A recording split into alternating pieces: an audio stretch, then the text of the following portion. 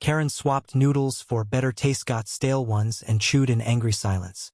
The market hummed with life, a chaotic symphony of vendors' shouts and the sizzle of woks. Lila strode through the crowd, her purse swinging like a pendulum of purpose. She was known here not for kindness, but for her relentless pursuit of better. Better deals, better produce, better everything. Today, her target was Min's noodle stall, a humble setup where the air was thick with the scent of sesame oil and fresh herbs. Min, barely 20, had inherited the stall from his father, pouring his heart into every steaming bowl. His noodles were legendary, hand-pulled with a precision that drew crowds. But Lila, with her sharp eyes and sharper tongue, always found fault. "You call this fresh?" Lila snapped, holding up a bundle of Min's noodles. Her voice cutting through the market's din. Min froze, his ladle hovering over a bubbling pot. The crowd quieted, sensing a storm. "I've had better at the gas station. These are practically rubber."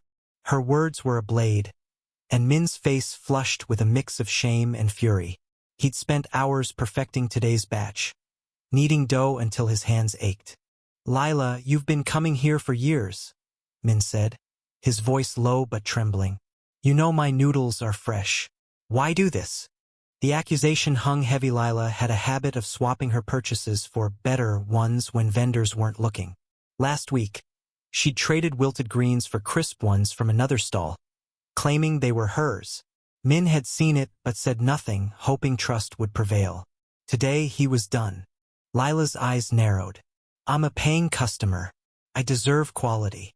She reached into her bag, pulling out a small packet of noodles, stale, graying, clearly not Min's. "I got these from you yesterday. They're garbage. Replace them." The lie was bold, her stance defiant. The crowd murmured, some nodding in sympathy, others skeptical. Min's heart pounded. Those weren't his noodles. He'd never sell anything less than perfect. Before Min could respond, an elderly woman stepped forward from the crowd, her face weathered like old teak. She was HOA retired vendor who'd watched the market evolve over decades. Her presence was a surprise, her voice soft but commanding. "Lila," she said, "I saw you swap those noodles this morning. You took Min's fresh ones and left these from another stall." The crowd gasped, the air electric with shock. Lila's face paled, but she doubled down, her voice rising. "You're lying. You're all against me." HOA held up a small basket, revealing a bundle of Min's noodles, vibrant, springy, unmistakably his. "I kept these after I saw you switch them. The market thrives on trust, Lila. You've broken it." The revelation was a gut punch. Min's anger softened into hurt, while Lila's bravado crumbled.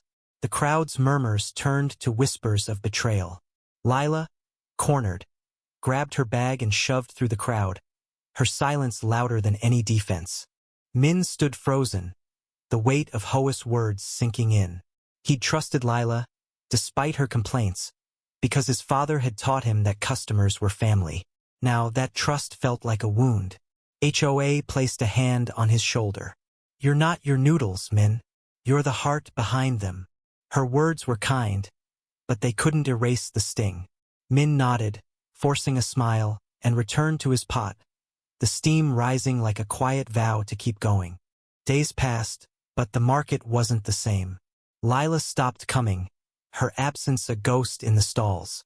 Min's noodles still drew crowds, but his laughter was quieter, his eyes wary. HOA's intervention had saved his reputation, but it couldn't mend the fracture in the market spirit. Trust, once broken, left cracks that lingered. Min wondered if his father would have handled it better, maybe with forgiveness, maybe with a free bowl of soup. But Min wasn't his father, and the bitterness lingered like stale noodles in his heart. One evening, as Min closed his stall, he found a note tucked under a basket. It was from Lila, scrawled in shaky handwriting. "I'm sorry. I wanted better, but I was wrong." No signature, no return address, just regret, raw and unadorned. Min stared at it, torn between anger and pity. He crumpled the note, then smoothed it out, unsure what to feel. The market was built on second chances, but could he offer one? The next day, Min set out a small bowl of noodles at the edge of his stall, free for anyone to take. It wasn't for Lila, not rely, it was for the market, for the trust he wanted to believe in again. But as he watched strangers take the bowl, their smiles fleeting, he chewed on his own silence, the taste of betrayal still bitter on his tongue.